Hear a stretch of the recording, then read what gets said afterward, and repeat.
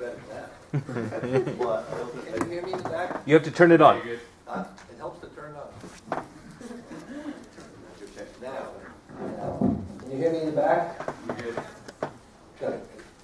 I was trying to think of a way to one-up you with a better Woody Allen line, but I really can't think of one at the moment. Actually, here's one that's relevant to what I'm going to. Here's one that's relevant to what I'm going to be talking about. It's not a joke, actually. It's serious. There's a wonderful movie called Crime and Misdemeanors. How many have seen it?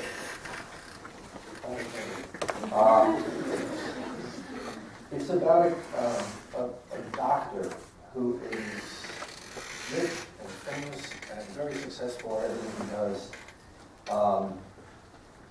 He runs into a little trouble when his mistress decides that to be inconvenient. He's about to tell his wife about the whole thing, and his wife is about to go out to the smoke. And you play music to accompany this? So he decides to kill her. And then he has all kinds of pains, not of conscience exactly, but of, you know, he never was religious, but now he's starting to think God will get him, and such things. And he goes back to his old home. His life is falling apart. He goes back to his old home, and he asks if he can walk around. There's people living there. And he walks around the home, and he remembers a scene from his childhood. Now, if you know anything about Jewish culture, during Passover, which is the season we just passed, there's a Seder. And as you sit around with the family and tell the story of the exile from Egypt, the escape from Egypt, the exile, and then the escape from Egypt. And so there's this, he re-envisions this scene from his youth. His father is a very religious man sitting at the head of the table. And like many Jewish Seders, I don't know if you've ever seen one, they're wild. There's one of each type sitting there. There's an atheist and a communist and a teacher and all kinds of people. And they're arguing with each other. And the communist is trying to convince the religious man, the father, that there is no God. That's a crazy idea, God. And they're talking. And then his sister, an older woman sitting next to him, says, you know, this is not a matter of logic. You can argue with him all day long. It won't make any difference at all. His faith is more like an ear for music or the talent to draw. Now, I hope you remember that. It's not something that's transparent, what it means right away. But it's really interesting to think about faith on the model of a natural gift that gets developed. Is this like a message from on high or what? I'm going to keep track of when it happens, so I'll know if it's when I say certain kinds of things. So I'm going to mention this, but I'll tell a philosophy joke to get everybody in the right mood. Okay, so there's a famous professor at Columbia University named Sidney Morgenbesser, a Jewish guy. He's actually a rabbi. And he was famous for a whole set of jokes. Do you know any of them? Okay, so one of them goes like this. One of the students says, Professor Morgenbesser, I'm obsessed with the question of why there's something rather than nothing. Why is there anything at all? And he says, now, don't feel like you have to laugh, but I'm taking role here. He says, why is there something rather than nothing? If there was nothing, you'd still complain. You know, it's a philosophy joke. Okay. All right. So I thought I'd start. I want to talk about religious life and religious thought and philosophy. And I thought I would start by telling a little about my own religious life. I was a really bad student in high school. I'm not kidding. And the best college I got into was a religious school. My father wanted me to go there. He didn't want me to go because he was religious. In fact, he wasn't religious, but he thought it would straighten me out, you know. And I thought I would be a doctor, something successful. And I would spend a year at this school, and then I would move on to a better place. And the minute I set foot on campus, I'd never really been exposed to religion before. This was an Orthodox Jewish school in New York. The minute I set foot on campus, I went nuts. I loved it. I just took to it like a fish takes to water or something. It was really amazing. This surprised my parents and didn't especially please them. They thought, well, it's stable, it's better than it could have been. But they didn't. They didn't want a kind of Orthodox Jewish son, somebody who observes the food laws and everything else. But I really took to it. And I ended up spending lots of time on religious studies. I learned Hebrew. I studied some Aramaic, which is the language that Jesus spoke, and also the language in which the Talmud is written. And I loved the study of Talmud. All of a sudden, I discovered I had a mind. I had a teacher who taught us Bible in a way that he loved good questions. You could ask as radical a question as you would like. Didn't matter if it was honest and real. He loved it. And it just encouraged me in a way that I'd never been encouraged before. And I really took to all of this. Now, in that tradition, Jewish tradition, you might say the theoretical physics of the tradition, that is the hardest thing to study and get your head straight about, is Talmud. Talmud is a legal work and a theological work. I'll tell you more about it as we go. But I got into it, and I got people to help me, and I was in Aramaic, and I was able to translate with help. And I thought I was going to be a rabbi. And I spread out college over 5 years in order to really work on the stuff. And one of the things that was going on during this whole period is that I loved religion. That is, I love the community, I love the intellectual community. In Judaism, there's an emphasis on, as I say, study. I love the spirituality. Can I ask you guys to put your phones away? Thanks. I love the spirituality, but I had trouble with God. I didn't come from a world in which God went without saving. And now I'm exposed to this way of life that's tremendously appealing. But I'm saying to myself, how do I know it's true? How do I know that my version of it, as opposed to yours, or as opposed to the atheist I used to be, or whatever? How do I know which version of it is true? Now, maybe that's not a common worry. People seem to get exposed to religion, and it's like, you know, you go to church and you move. You move like when you read a novel or when you fall in love. And you don't ask those questions like, how do I know it's true? Life's not that much. And, but I was, so philosophy became important to me, because philosophy looked like something that could help me really sort out these questions and ask how you know things are true in general, and how I know this thing is true, and so on. So I spent a lot of time both on Talmud and on philosophy. And then I graduated, and I was actually teaching Talmud one summer at a camp. But my conscience was bothering me. I felt like I hadn't figured it out well enough yet. I don't know if I really believe this, and if I don't really believe it, how in the world can I go on?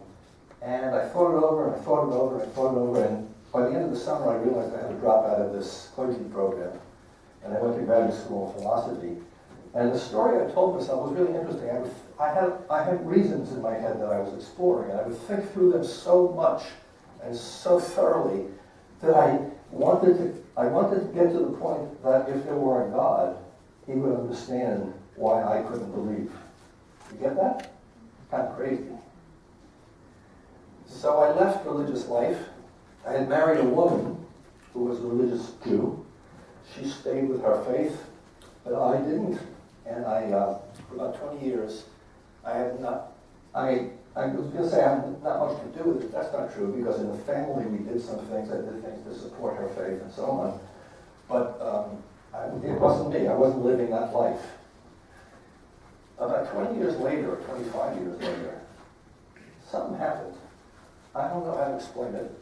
It wasn't like I solved the old problems that were bothering me. I had specific questions about the metaphysics of God and what I believe and all that. I didn't solve any of that stuff at all, so you might think, so if you didn't solve it, why did you go back? You know, sometimes life moves you in ways that are bigger than you are. You don't even know what's going on. But I felt tremendously moved. Various things happened in my life. Some of it had to do with, I was a little disillusioned with academia, because I thought academia would fill the need that Talmud filled in my religious life, meaning it would be supportive and, you know, like spiritually rewarding in some ways. And the questions I love in philosophy, no question about it, I love them. But, you know, it's an academic field, people are competitive, it's not always like a seminary. So that was one piece. And then my mother died and made me really think through things. And then, interestingly, I took a trip to Israel for a philosophy conference in honor of someone at UCLA. And I didn't even want to go to Israel because I didn't approve of the Israeli treatment of Palestinians. But they were offering me a trip, and my family had never been there, and my wife really wanted to go. And I owed a lot to this man who was the honoree. So I decided to go to Israel. And I got off the plane, and the customs agent, an Israeli customs agent, said something to me in Hebrew. She said, Shabbat Shalom, which means it's a Sabbath greeting. Shabbat means Sabbath, and Shalom means peace. And it's something you say the way you greet people. Even secular people in Israel greet people this way on Friday evening. And she said to me, and I burst into tears. It was weird. And I said to myself, this is what Michael Corleone probably felt when he went to Sicily. Not even a joke for that, not even a laugh for that one. You guys, I don't know. So I was very moved. And little by little I made my way back to religious life. And so that's my story in short. I'll answer questions about it later if you have any you want to ask. But that's not the topic of the talk. I needed to tell you about that so you get a picture of where I'm coming from. I want to talk about religious life, religious thought, and philosophy. A religious life, I mean, all the stuff you do. Those of you who are religious people, a lot of you are religious people, I'm a religious person. A lot of the stuff you do in your life that are distinctively religious, part of your religious life. Prayer, maybe charity of a certain kind, maybe how you treat people, maybe that's part of your religious life. Maybe how you deal with life cycle events like mourning the dead, maybe birth events. A million ways in which the life of a religious person is really different than, right, it overlaps with what secular people do, but it has a distinctive quality. Now, if you think of religious life on the metaphor or the analogy of a dance, when you think about the things I've just mentioned, prayer and these practices, it's like I told you the steps of the dance, but I haven't told you about the music, right? I told you about, we're talking about the things you do in the world as a religious person, but I haven't said anything about what they mean to you, what they mean in general, what they mean to God, maybe. So let's talk about that. So how do the religious traditions supplement instructions as to how to live and what to do in the world? How do they supplement it exactly? Well, there are traditions of music that supplement it. Sometimes you go to church and you hear something that's just overwhelming. I had that in my own tradition. There's no instrumental music, partly because on the Sabbath we don't play musical instruments, but there's a cappella music. I was in a synagogue in Jerusalem where like about 200, probably this number of people, but stuffed into a small enclosure, and they were singing spontaneous harmony in a way that just drove me nuts. It was so moving and fantastic. Okay, so there's music that supplements the doings. It's not just music, there's stories starting in Genesis. Some of the stories sound like history. Some of the stories sound like parables, right? Some you can't tell what they are, whether they're history or parables. What's an example of a story from the Bible that sounds like a history? Huh? Say it out loud? Judges. That wasn't loud. I'm an old guy, you gotta say it loud. Judges, some of the stories in the book of Judges, for example, or the book of Joshua. What story in the Bible sounds maybe like a parable?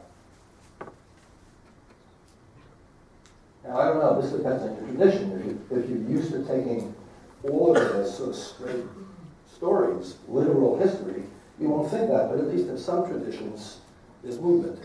So what sounds maybe like a parable? Maybe. Just maybe. Huh? Job. In fact, one translator of Job, a lot of commentators who are very religious commentators, traditional ones, think that Job is not an actual story, but rather a parable about the human condition.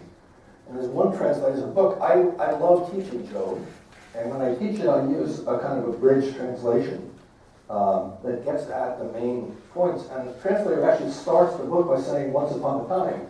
The text doesn't say that in the original Hebrew, but he does it that way because he wants to convey that it's a parable. And then there are things that, depending on your tradition, they're either parables or not.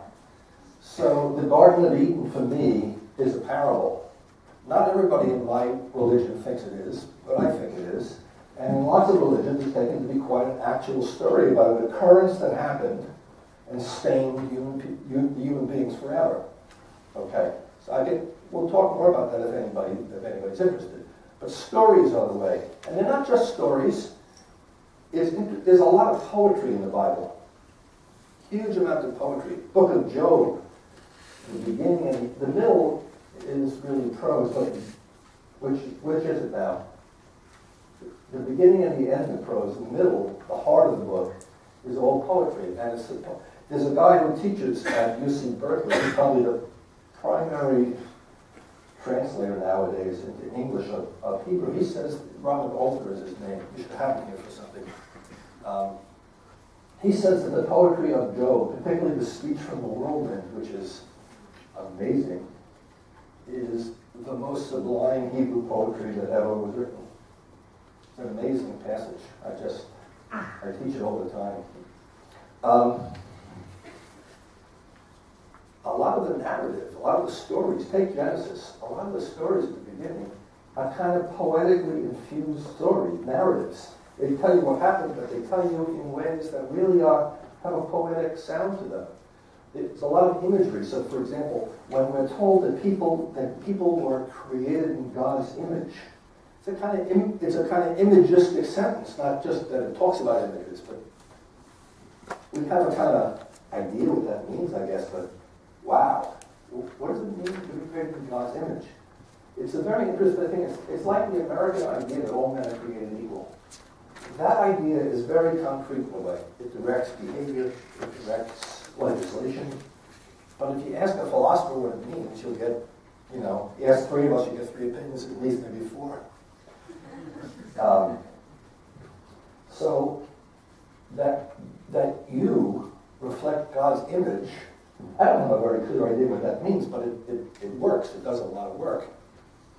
Okay, so there's poetry, there's poetically infused narrative, there's stories, there's parables. All right. Now, what else is there? Well, now I want to tell you a bit about my own tradition. When I teach philosophy of religion, I spend a lot of time talking about my own tradition.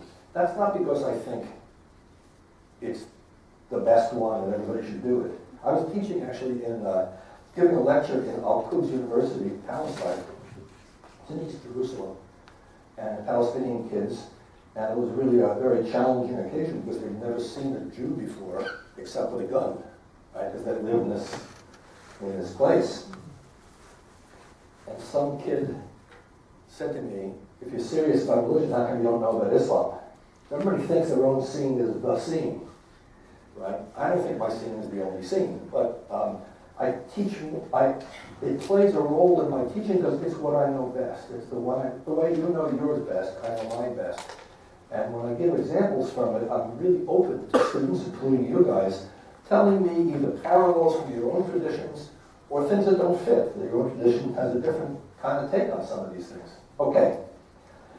So in my tradition is a very powerful tradition called Midrash. And you know that word, Midrash? Some of you are shaking your heads. So Midrash comes from a word that means interpretation.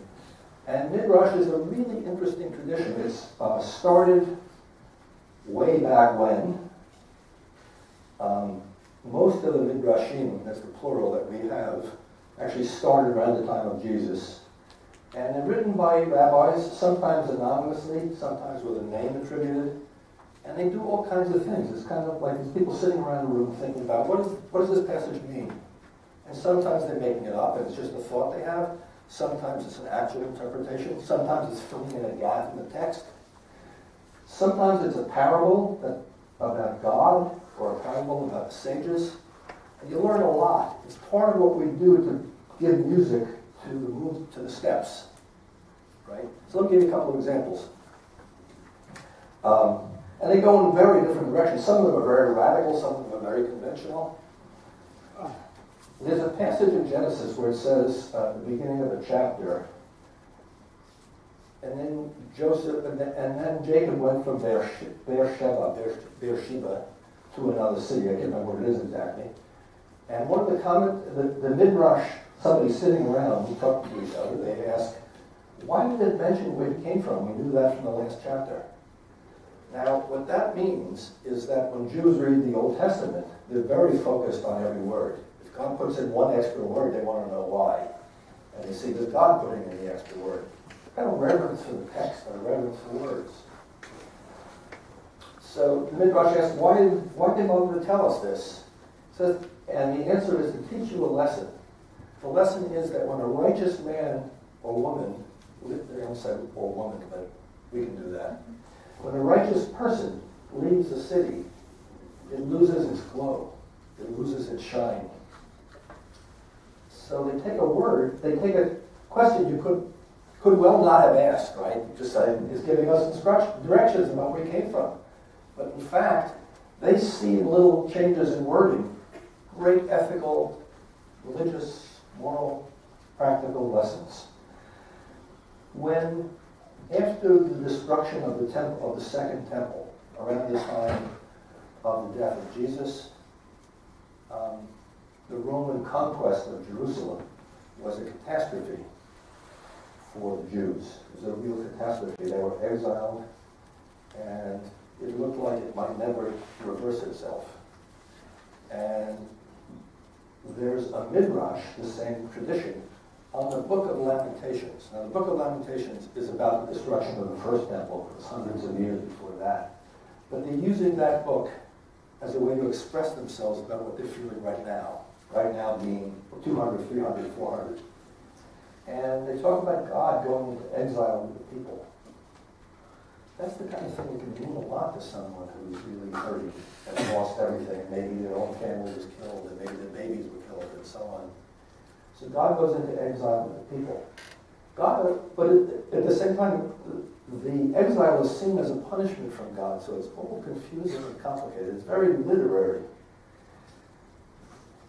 God is seen as compared to a mother who's lost her nest.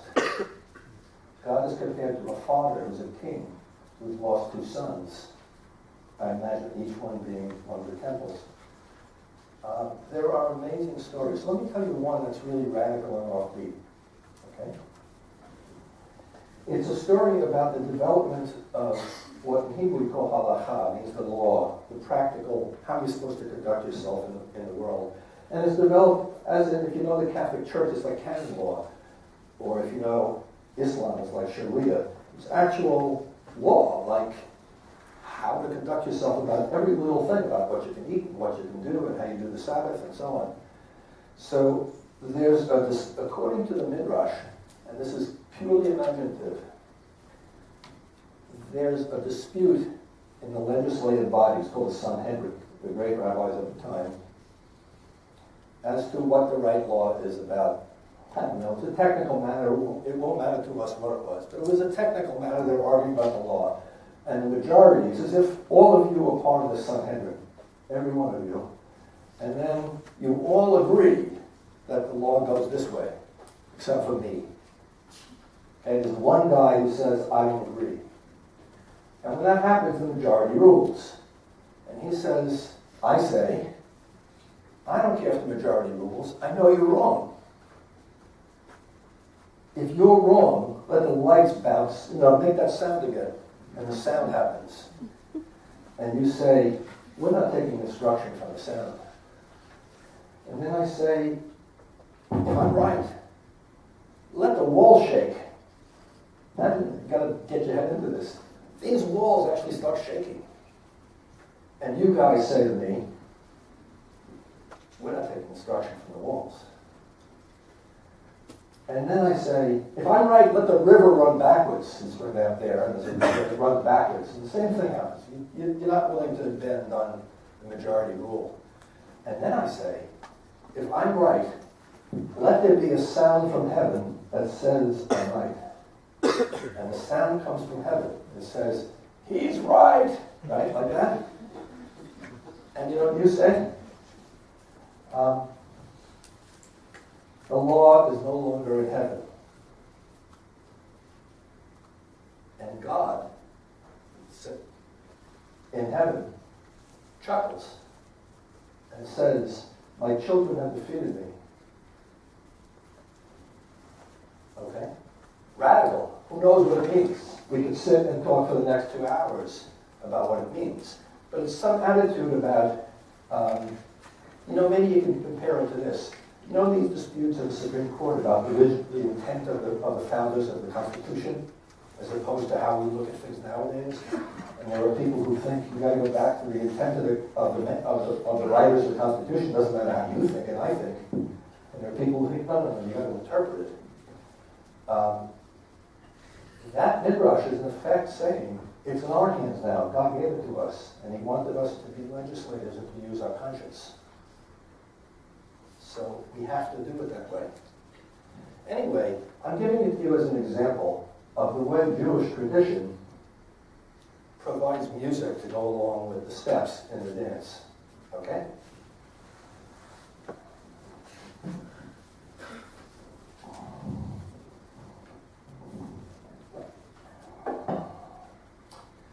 Now, I want to tell you a little more, and this is by way of introduction, about how we provide music, and then move on to something very different. You know, one of the things about religious practice and ritual, some of us come from religions that are very ritualized. It's almost like there's a script for how to run your life in many ways, and some don't. You see the difference in prayer. So, for example, some people go to a church where prayer is spontaneous. And some people, like me, say the same thing every morning, every noon. It's 3 times a day, morning, afternoon, and evening.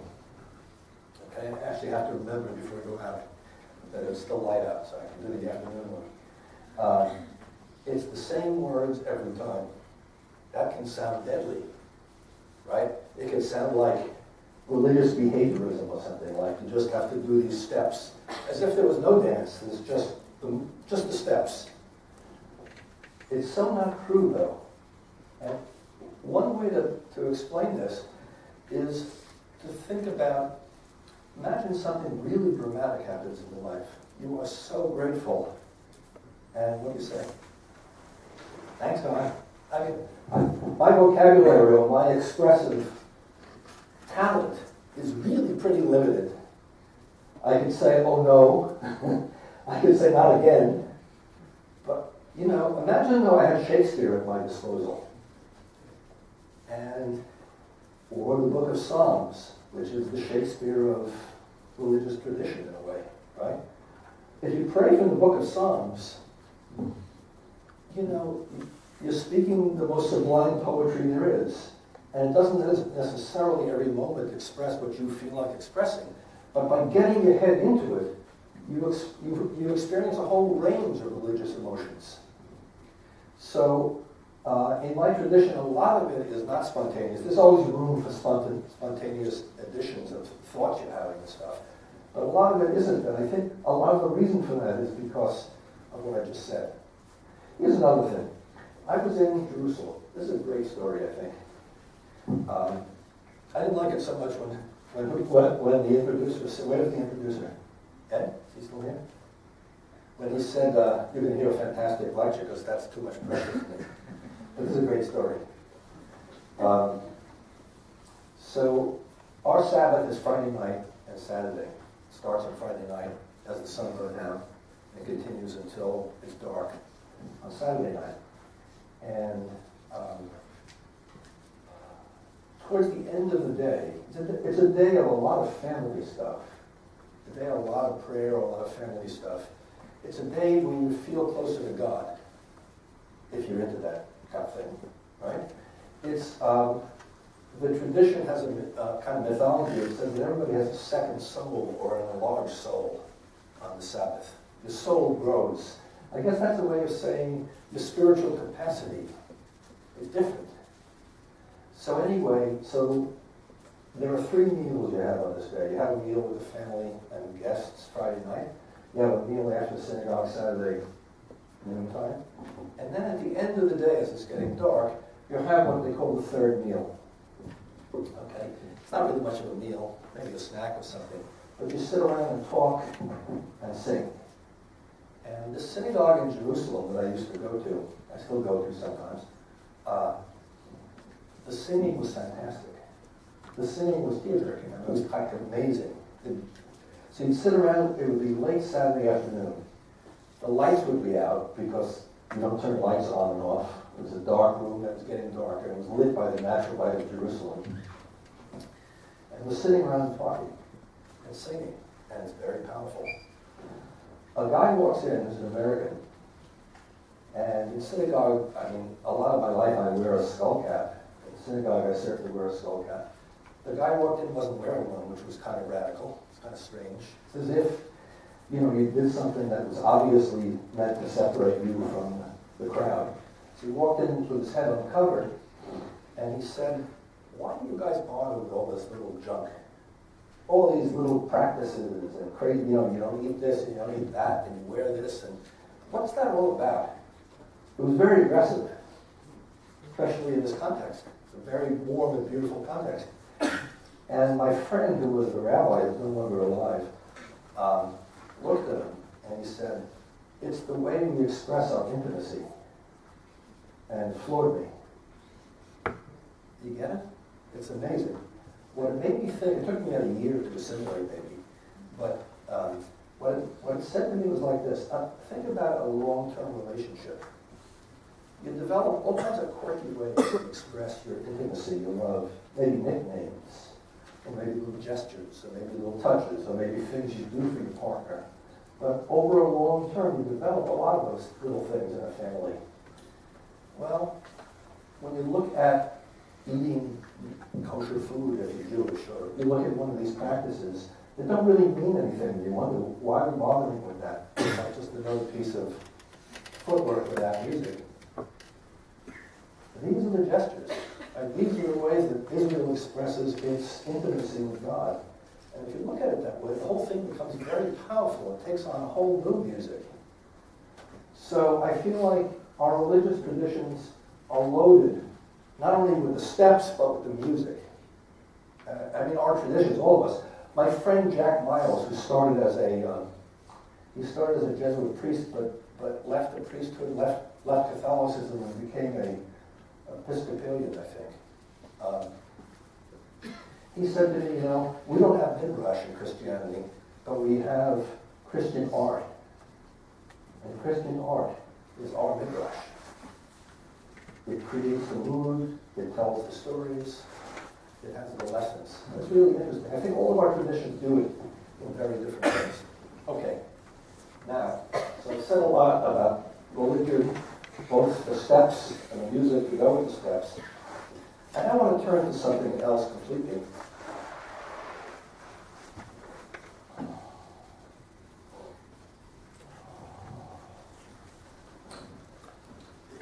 It's often supposed, and I bet all of you think this, certainly in my tradition, lots of people think it. We'll see what to make of it. It's often supposed that this whole dance, with the music, I don't mean just the steps, religious life really sits atop a foundation. That the roots of the tree, or the foundation of the building, what are they? What are they? What's the roots of the tree or the foundation of the building? What do you think? God. Huh? God. That's a good shot, but look, keep going. Let's try. Faith. Meaning?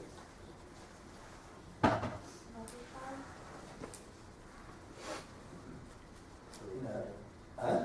Yeah. He knows. Belief. What's our word for religious person? Believer. You're a believer or you're not a believer. You're an atheist or you're a theist, or maybe you're an agnostic if you can't make up your mind, right? What? Is that fun? I'm only funny when I try not to be. My first teaching job was in western Minnesota, and I came from New York. And our senses of humor were completely different. So I get lots of laughs after no one laughed. Right? They laugh at me. Okay. Belief. The heart of the game that's often supposed is belief.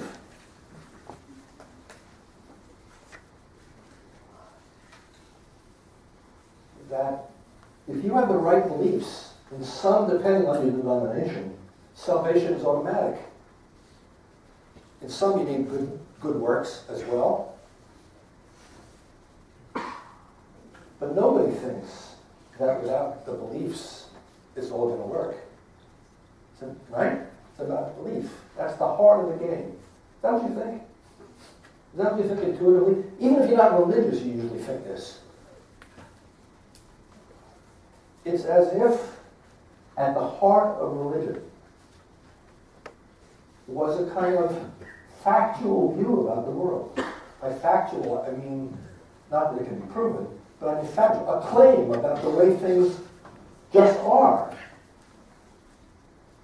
You believe that God exists. What does that mean? It means that probably for most people there's a supernatural domain, different, completely cut off from the natural world, in which certain beings exist there. Maybe God, maybe the devil, maybe souls of departed or pre-birth, or I don't know. But religion is thought of as a kind of theory in a way. It has implications for how you should live, for sure. But it's a kind of theoretical picture of how things are. Am I making sense?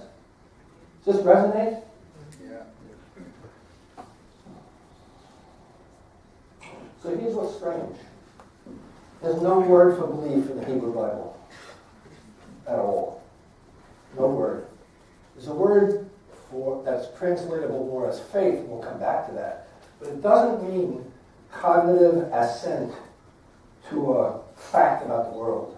It doesn't mean, right? There's no word for belief in the Bible. It's not just the Old Testament, it's the New Testament until you get into it further. In the book of John, let's talk about belief.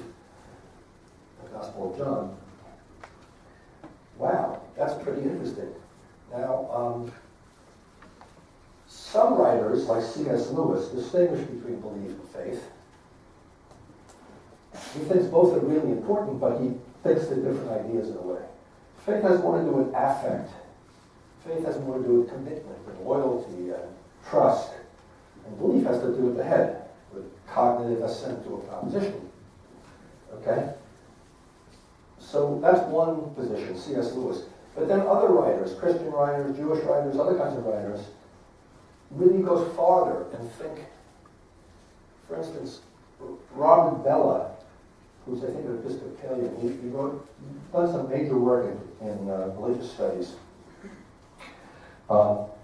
says that belief is the intellectual's idea of what faith is. Right? Faith is the real thing. We'll see what that comes to. Faith is the real thing, and belief is what intellectuals do to make sense of it in their own terms. Okay? Buber, who's a Jewish thinker, who I taught last quarter, had an amazing time teaching Buber.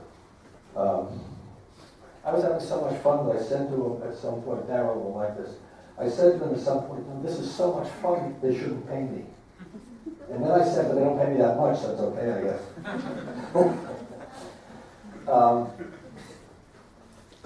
So Buber thinks it's the wrong idea. Faith is the idea. What does he mean by faith? What does faith mean, if not belief? Right? Well, loyalty, trust. There's a word that's often translated in New Testament translations as repentance. But the original word in Hebrew that this comes from, can be translated that way, but it also means to return and sometimes to turn. And Buber takes these passages also from the New Testament and says, read them as turn. And the idea is this: in any good relationship, any interpersonal relationship that's good, you have to stand ready to turn. You have to be responsive to your partner, to their needs, to their thoughts, to their pains, to their joys. So a relationship with God, if it's the right kind of relationship, you stand ready to turn. When God calls Abraham, right, he says, Hineni, which in Hebrew means, I'm ready. He's ready to turn. He's ready to do God's bidding. Okay, so Buber says that a big part of faith is standing ready to turn. It's a stance, like an attitude in the nautical sense. You're facing life in a certain kind of way. That's what faith is about. You're facing life in a way that's ready to turn, that's loyal to your deepest commitments, that's trusting, that's trustworthy. And Buber says these are not just thoughts. If they're just thoughts, it's not faith. It has to be enacted in your life. You want to be perfect, of course. We're all imperfect. But faith means these attitudes enacted. And then he's got one last, I don't know if he's led any more that I'm not remembering, but he's got one absolutely beautiful idea. He says, here's a component of faith, acting in God's tempo. Now, it's really not clear what that means, but it's very suggestive. What is it to act in God's tempo? Anybody got an idea?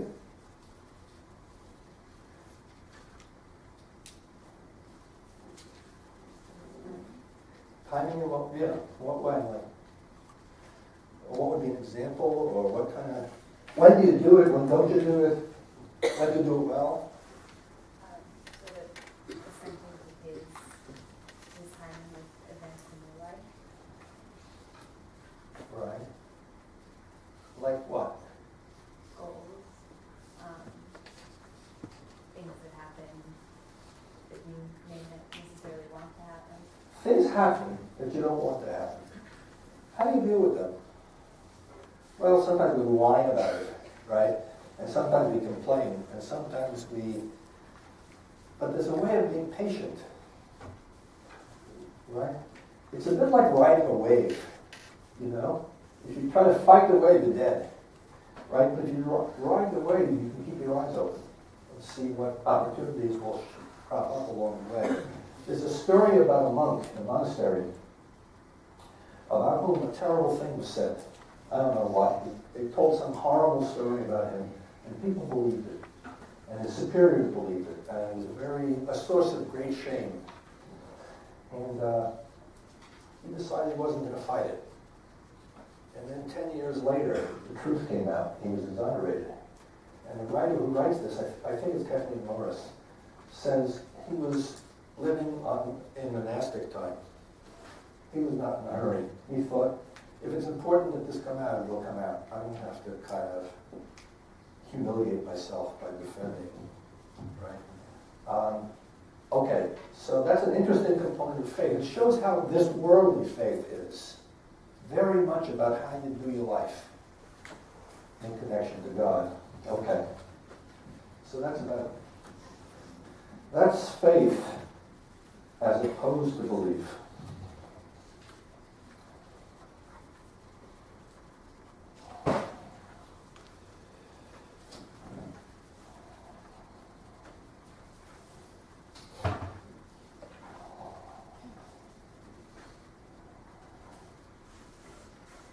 Something happens now. I'm ready for the third step in this thing. First, I was going to talk about religious life, and then about religious thought. Religious thought for me is the music that goes with the steps to make the dance. And now I want to talk about philosophy.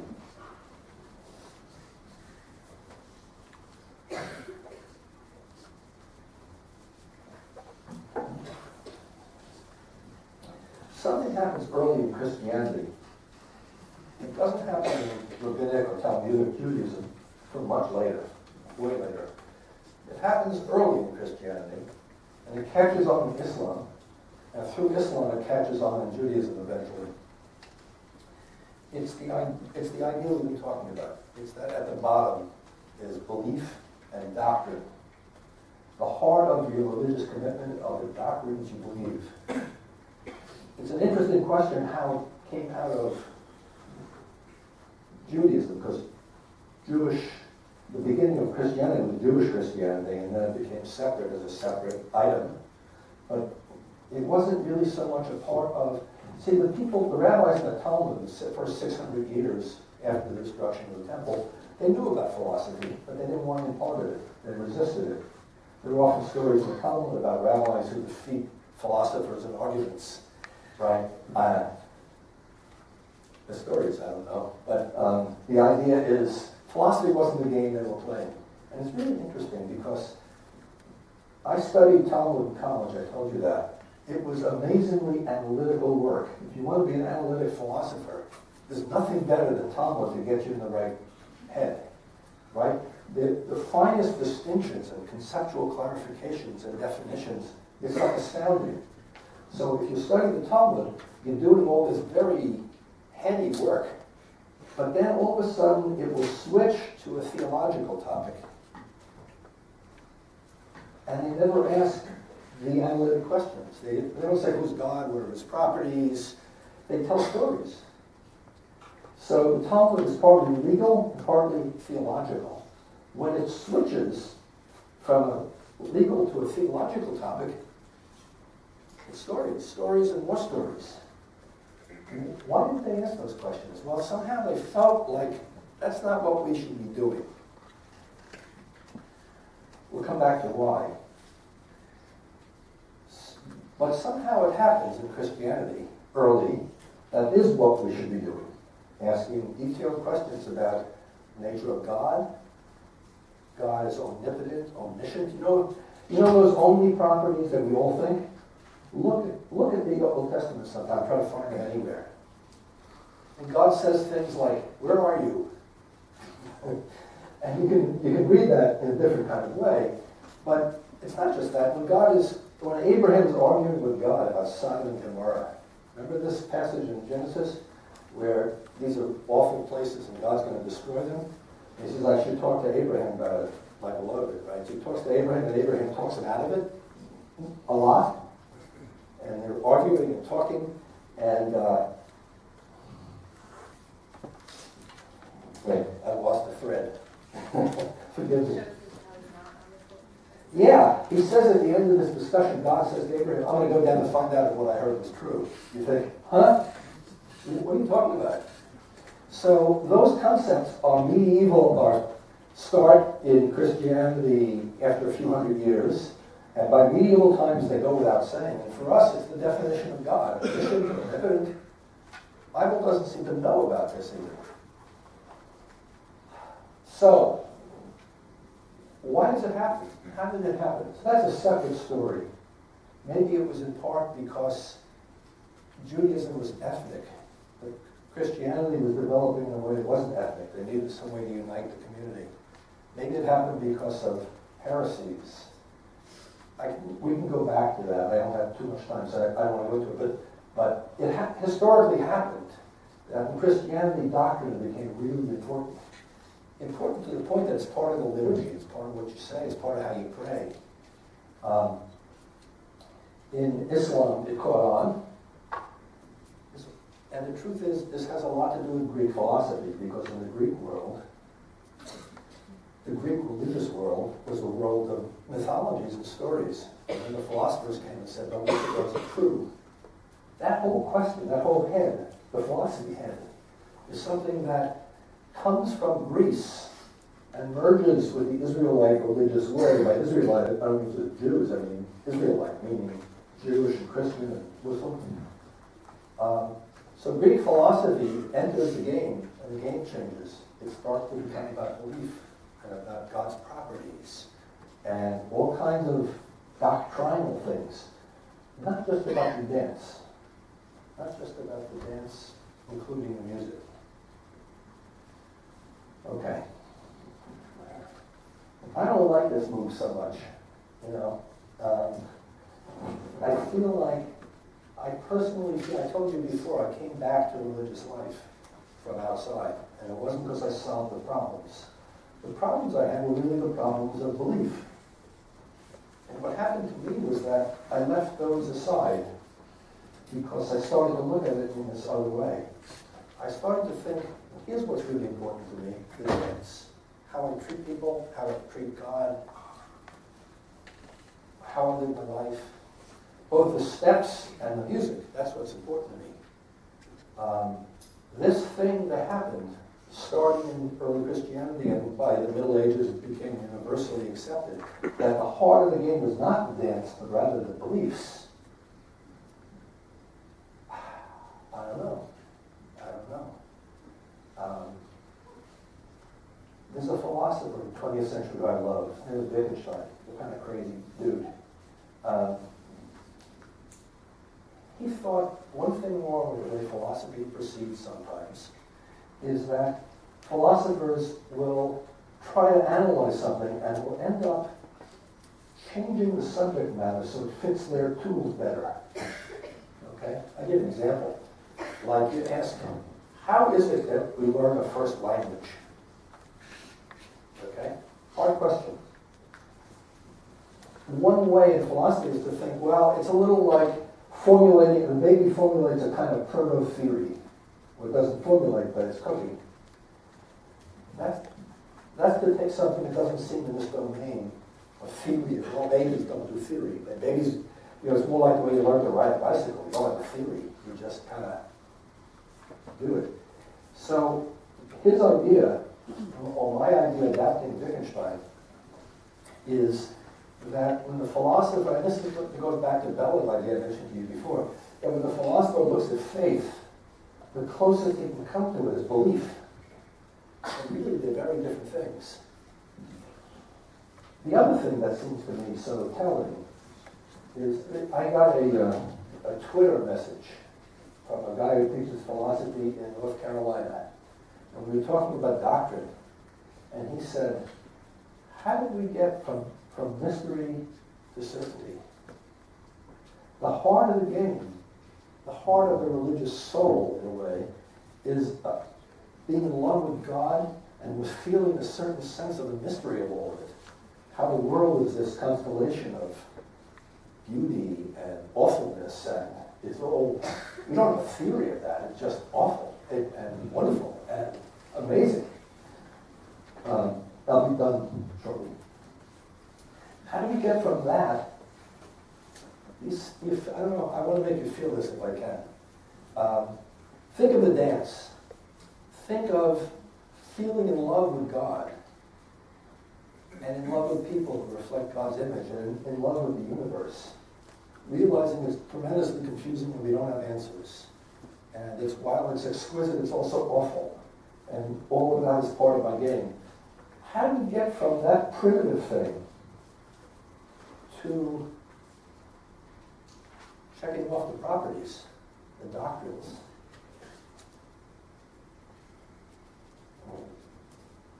I feel like they're in two different worlds in a way. And the world I'm most comfortable in is the world of the dance, and not the world of belief and doctrine. That's not to say that religious belief has no role at all, and that's another story. And I have to take another hour to tell you that story. So I'll stop here. Thank you, guys.